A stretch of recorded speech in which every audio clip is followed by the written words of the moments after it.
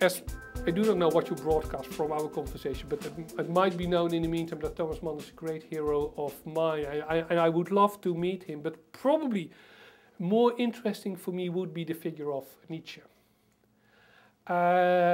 Because, I mean, he was a complete tormented figure who was so horrifying prophetic about what would happen to Europe. His prophecy that we would kill the Jews, that Europe would be in ruins, capitalist society, Marxist society, he saw it all. He saw it all.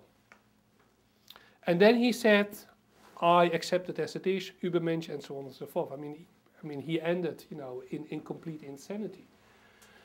And yet, in his work, in his notes, in his letters, you know how, you can see how troubled he is, that this son of a preacher who first devoted his life to Wagner and so on and so forth.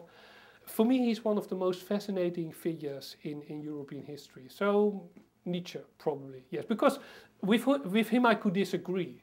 Thomas Mann and Socrates, I could only say, yes, yes, yes, you're right, wonderful. My catchphrase for a lot of things is nobility of spirit. Because that's the quintessence of, you know, of culture, Socrates, Thomas Mann, and so on and so forth. But it was also the case of Nietzsche. And I am wondering if in the end he believed himself what he wanted to believe.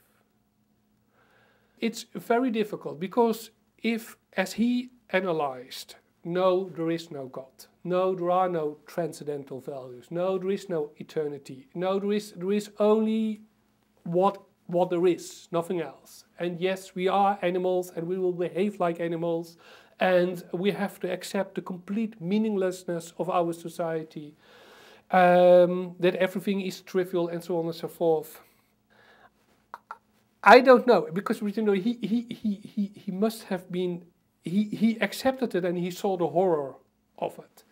And yet, in the person he was, who was a very honest a man who had a lot of friendships, for whom friendship was enormously important, he was also a kind of incarnation of the nobility of spirit, as a human being.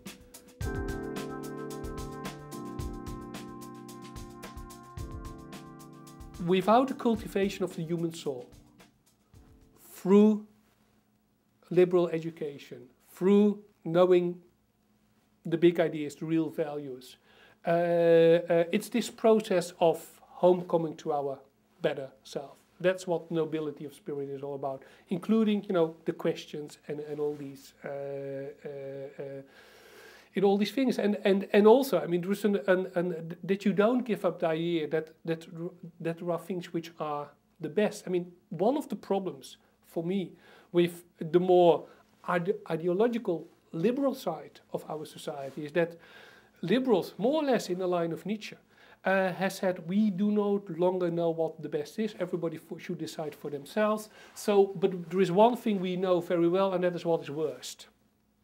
Judith Sklar putting cruelty first, and we are against it, and so we have human rights, universal human rights, international organizations, and so on and so forth. Now, of course, this is of tremendous importance. There are things which we cannot allow and accept anywhere in the world, wherever you are, universal human rights. But can we build a society? Can we build a civilized society without having a knowledge of what is best? Can we really, I mean, are we serious when we really say to people, look, whether you like Mozart or Britney Spears is just a matter of taste? I happen not to believe in that. It's very complex. It's not against, but it's one of the, and so the nobility of spirit takes as one of the premises that we must know what is best. No, I cannot claim it, and so on and so forth, but I have to have that kind of knowledge.